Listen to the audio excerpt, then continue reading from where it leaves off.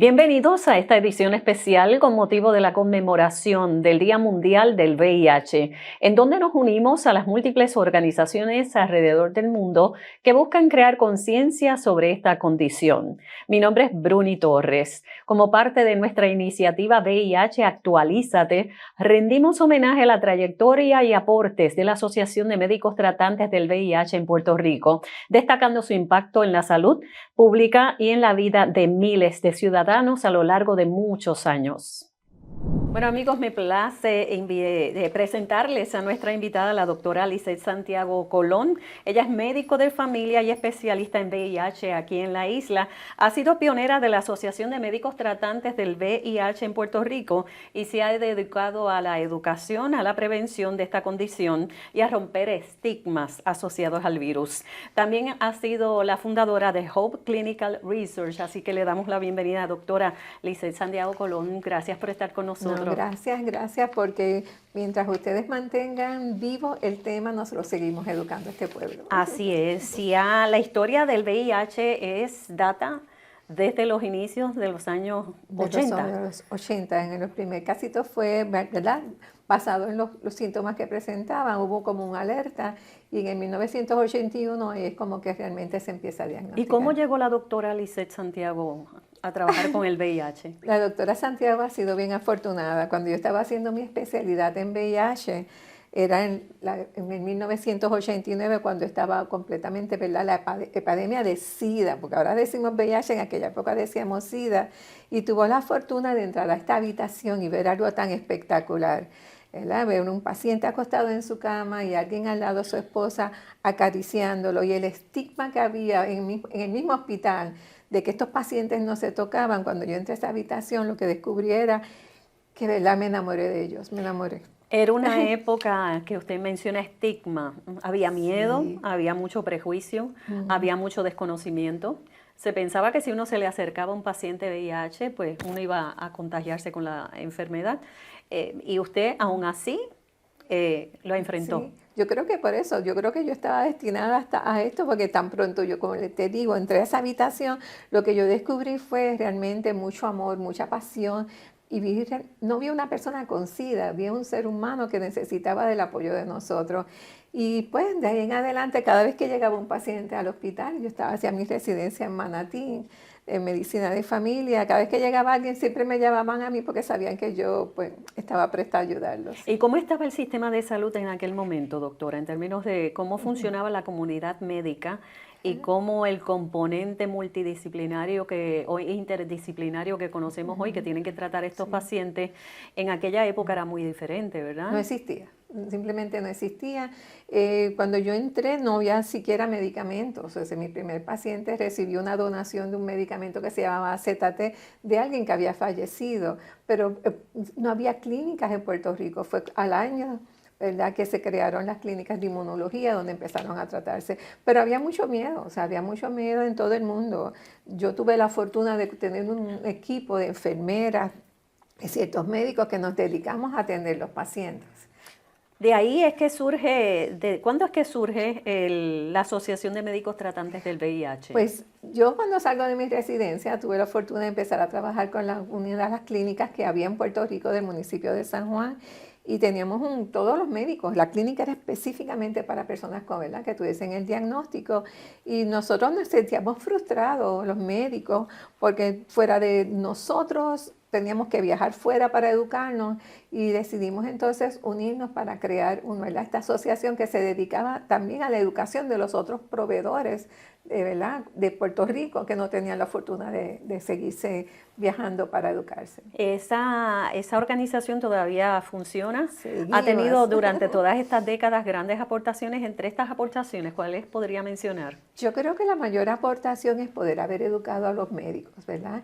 Los médicos que tratan los pacientes tienen lo último en educación, porque nosotros nos dedicamos a brindarle todo lo que se está desarrollando a nivel de investigación y a nivel de tratamiento. Por otro lado, hemos trabajado en activismo, ¿verdad?, junto con la comunidad de personas viviendo con VIH, y en la educación. Vamos a diferentes congresos médicos para enseñarle a todo el mundo, porque yo creo que nuestra misión es que todo el mundo en Puerto Rico, si se educa, pueblo educado es un pueblo que no tiene estigma, es un pueblo que tiene aceptación y es bien proactivo. Mencionamos a usted, pero yo recuerdo una pionera también, la doctora Carmen Carmen Zorrilla, Zorrilla, sí. que háblenos sobre ella brevemente, pero también, ¿qué otros nombres le vienen a la mente que Bueno, iniciaron ese trabajo sí. en aquella época? Carmen Zorrilla es una pionera, sobre todo a nivel mundial, porque ella corrió uno de los estudios en mujeres embarazadas, donde se le daba tratamiento a las mujeres y podíamos ver que los niños no nacían con la condición. Así que entonces eso fue algo que se estandarizó en Puerto Rico, hacer pruebas y a toda mujer embarazada se le da medicamento y desde entonces pues no hay niños que nacen con VIH. Por otro lado, tenemos a pioneros como Javier Morales, investigador, Jorge Santana. Yo digo que somos unos dinosaurios que todavía estamos de pie, ¿verdad? Son personas que yo creo que cuando nos reunimos y decimos, ¿por qué seguimos aquí? No había otra forma. Nosotros vivimos aquella época donde perdíamos constantemente a un ser querido. Nuestros pacientes son familia. Sí. Así que hoy en día cuando seguimos, lo seguimos, yo creo que por esa pasión y ese compromiso que tuvimos con los primeros que estuvieron en nuestra ¿Y cómo vida. se comenzaron a hacer esos protocolos, esos primeros protocolos? Bueno, los protocolos venían ya por la misma comunidad, la comunidad VIH, hay que darle el reconocimiento que ha sido la única comunidad con una condición médica que ha salido a la calle, ¿verdad? A trabajar con los gobiernos para que vean la importancia de poder seguir trabajando y teniendo acceso a los medicamentos. Así que yo creo que, ¿verdad? Esa fue la primera forma y aquí pues hemos creado centros de investigación, así que tenemos que sentirnos orgullosos. Y esas investigaciones que se hacían, que se hacían al principio y se hacen hoy en día, han hecho que medicamentos que se tomaban 24 tabletas al día, hoy en día se tomen una sola tableta o se usa una inyección cada 2 meses. Sí, ahora el VIH es otra cosa. Sí, hoy en VIH es calidad de vida, es Ya. una vida que se lleva a plenitud y las personas que tienen la condición viven igual que una persona que no tiene la condición. ¿Cómo se fueron documentando esos hallazgos, verdad? Esos descubrimientos. ¿Y en qué años? Ya sería para la década del 90. Pues aquí a finales de los 89 ya se empezaron en el área de investigación y yo creo que comenzó más gracias a las aportaciones de las compañías farmacéuticas, ¿verdad? Que empezaron ellos mismos a desarrollar y siempre se incluían a la comunidad latina. Por eso Puerto Rico se integró también en el área de investigación. Y de ahí en adelante las compañías farmacéuticas han seguido desarrollando medicamentos. Vamos a seguir en esa línea en términos de los tratamientos, por ejemplo, del AZT a la era de la terapia combinada y luego los regímenes actuales. Ya mencionó la reducción en cápsulas, en pastillas. En cápsulas, sí, una sola tableta al día, unas tabletas pequeñas. A veces en esa tableta hay una combinación de hasta 2 hasta 4 medicamentos en una tableta. Tenemos ya inyectables, hay un inyectable que se administra, ¿verdad?, cada 2 meses para los pacientes, así que las personas no tienen que tomar medicamentos, simplemente visitan las oficinas y se inyectan.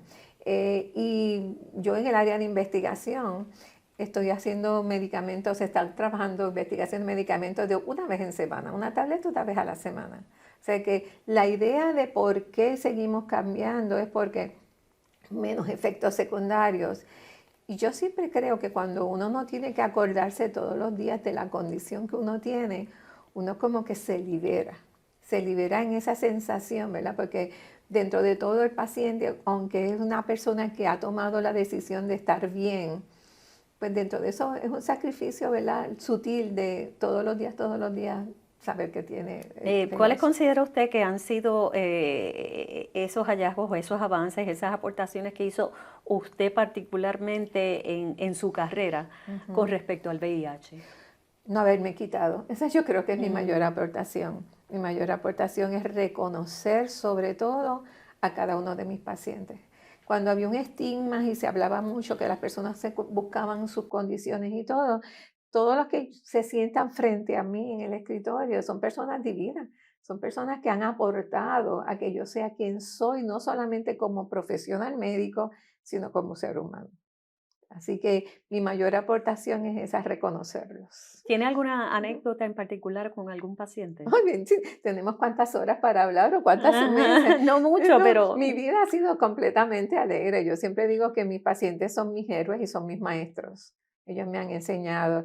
Yo diría que el día de mi boda, la mitad de mis invitados eran mis pacientes. Ajá. Sí, sí, y ellos hicieron mi boda. Ellos me llevaron a comprar el traje, decoración, todas aquellas cosas. Así que yo me sentía a plenitud de ver cómo yo como médico pude haber integrado a mi comunidad de pacientes a mi vida personal. Así que yo creo que, ¿verdad? Yo vivo feliz Ujú. con ellos. Yo puedo tener el achaque que sea, pero cuando llego a mi oficina y llegan ellos, ay, sé por qué estoy ahí. Desde aquellos tiempos se hablaba del estigma de los pacientes Sí. del VIH. Mm, Se huía, se rehuía, no se ujú, le acercaba. Ustedes como profesionales de la salud, sí, pero corrían riesgo porque no se ujú, tenía todo el conocimiento que se tuvo sí. décadas después. Ese estigma todavía existe, doctora. Lamentablemente no puedo mentir y decir que no existe, sí existe. Lo que pasa es que ha habido un poco más de educación, pero aún todavía a mis compañeros médicos me dicen, todavía eso existe, ah, de verdad. Y siento como que todavía hay un tabú y hay que entender, ¿verdad? El por qué se puede señalar a una persona por haber adquirido una condición. Esto tiene que ver mucho con la sexualidad. La sexualidad es algo normal de nuestras vidas, pero sí hay. Sí, la juventud se está educando más, pero aún así, lamentablemente sí. El estigma venía más por la parte física, pero los pacientes padecían mucho más allá por la salud mental que les afectaba. Antes era mucho físico, hoy en día No, los medicamentos incluso no no sabemos tienen esos quién lo efectos padece. secundarios. Exacto. Pero yo creo yo siempre digo, también el estigma comienza con uno. En el momento en que yo tengo un diagnóstico que me puede señalar, yo me veo ante el espejo y estoy pensando, pues yo no, todas esas conversaciones que tienen mis pacientes, yo no valgo, ahora voy a estar solo, nadie me va a querer y un montón de cosas, pero cuando se educan y se ven que eso no es así, que de ahora en adelante yo lo que voy a hacer es que me voy a cuidar más. Una persona VIH que está tomando medicamentos y está indetectable, quiere decir, tiene en control su virus, es intransmisible, quiere decir que no transmite su virus.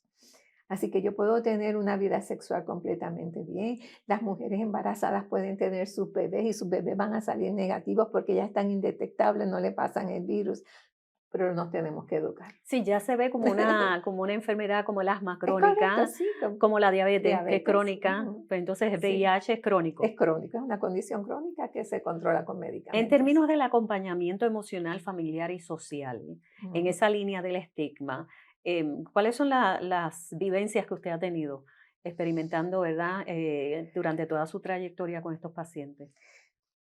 O de aceptación o de rechazo o de soledad. Me acuerdo una vez teníamos nosotros una actividad y había uno de los pacientes y lo fuimos a abrazar y empezó a gritar que no lo tocáramos. Y ahí nos dice, hace 6 años que nadie me da un abrazo. Así, ¿verdad? Porque, como digo, es una combinación. Él porque a lo mejor tenía un miedo de poder decir su diagnóstico o lo había hecho y a lo mejor tuvo mucho rechazo. Todavía queda un poco de eso, pero eso gracias por haber, esto es importante, esto que estamos haciendo ahora o que estamos educando. Claro. El rol de la asociación que usted Ujú. pues también ayudó a emprender en términos de la salud pública del país con respecto al VIH, continúa. Continúa así. ¿Qué le falta?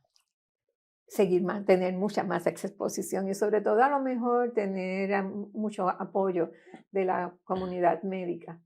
También que nos abran las puertas para nosotros poderlos seguir educando a ellos y que todos nos unamos en esta conversación. No deberíamos ser solamente nosotros. Es una conversación de todos. Es una conversación que un médico primario debe estar dándole a sus adolescentes, porque es parte de lo que van a tener. Hablamos de la sexualidad. Así que dentro de ese tema tenemos que hablar de las condiciones. Y VIH es una de las condiciones que nosotros podemos prevenir. Hoy en día tenemos medicamentos que se pueden tomar para evitar adquirir el virus.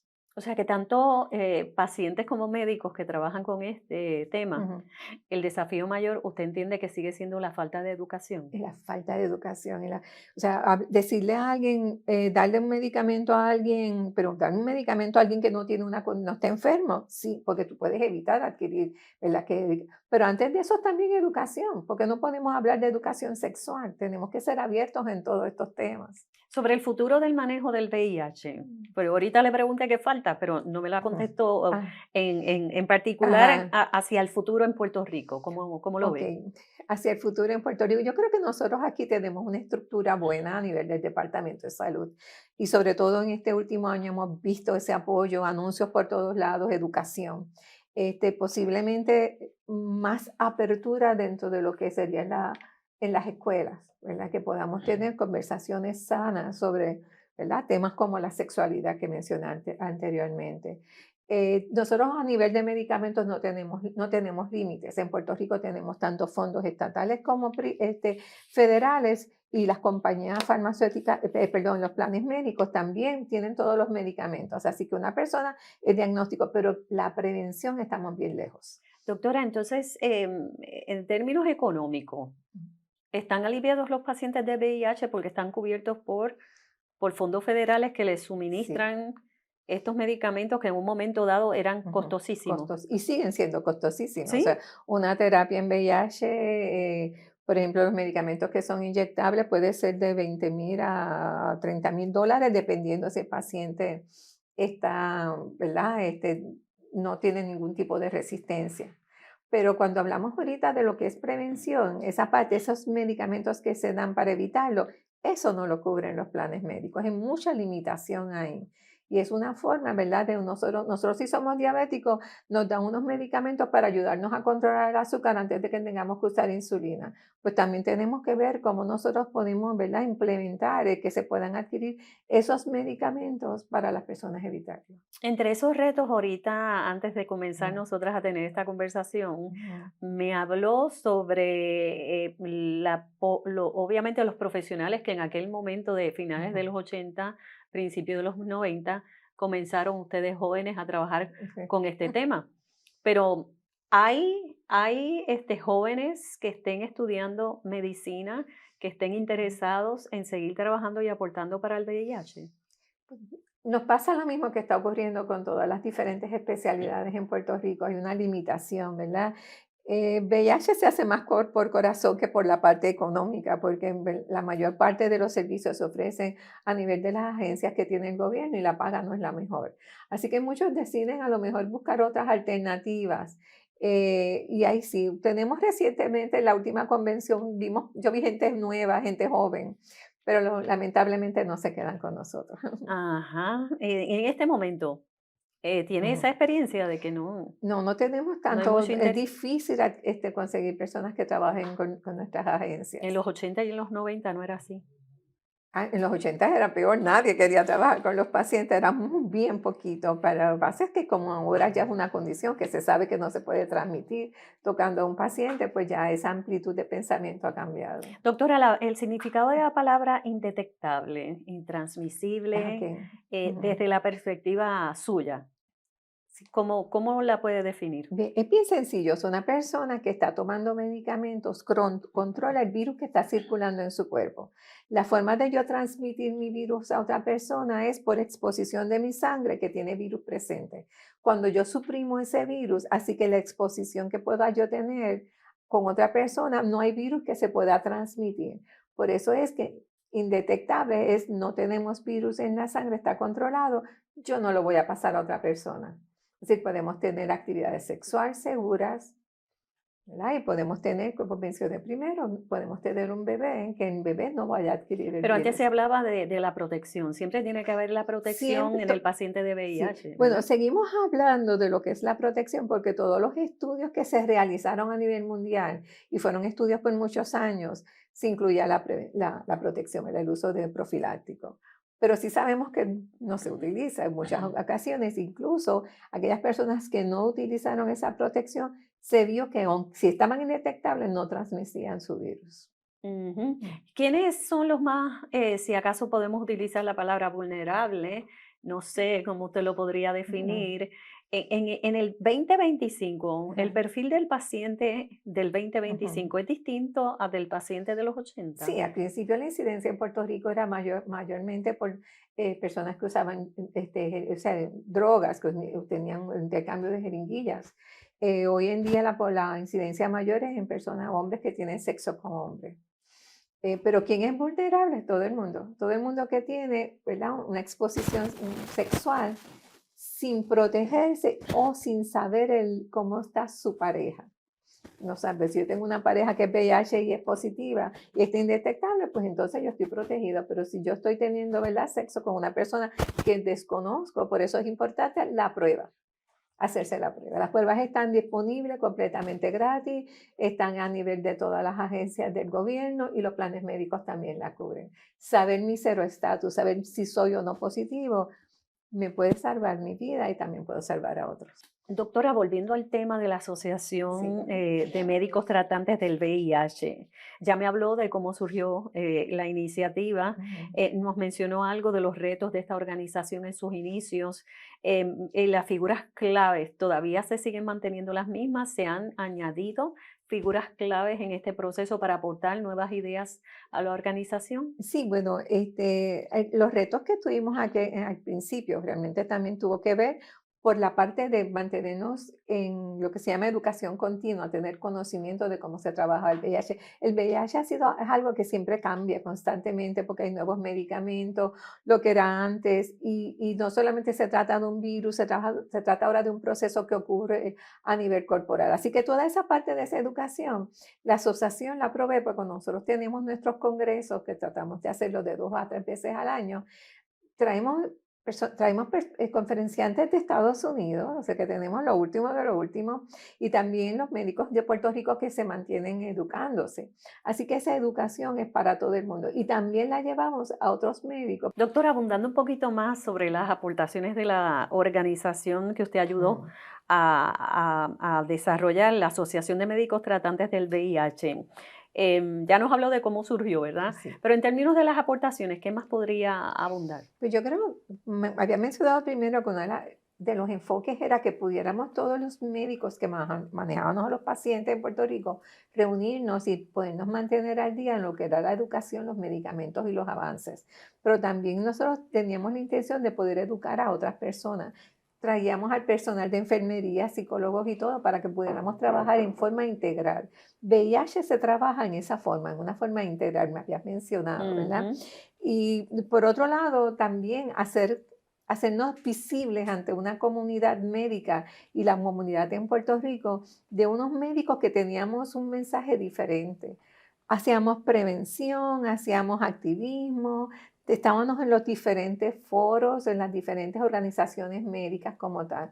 Así que nosotros hemos tenido una evolución y ahora yo creo que tenemos un enfoque diferente, no solamente con la población afectada con VIH, sí con el área de prevención. Yo creo que nuestro mayor enfoque en este último año ha sido educar a las personas para que tengan acceso a medicamentos, que tengan esa conversación con sus médicos de qué yo puedo hacer para no adquirir la Y esto condición es como un tal, ¿verdad? trabajo continuo porque la educación, Todo vienen el nuevas tiempo, generaciones todo y el tienen que saber porque no hay cura no del tenemos VIH. cura. ¿A qué se debe si han habido otras enfermedades en donde sí se les ha encontrado la cura? ¿A qué se debe que no hay una cura para el VIH? Es que el virus del VIH es un virus bien complejo, no es un virus como cuando tú tienes a lo mejor el COVID, que podíamos, ¿se acuerdan la figurita del COVID, las vacunas donde afectaban? El virus es un virus que incluso tiene unos cambios de por sí solo, así que la complejidad de su estructura, pero el virus no solamente se encuentra dentro de una célula que afecta, que son los CD4,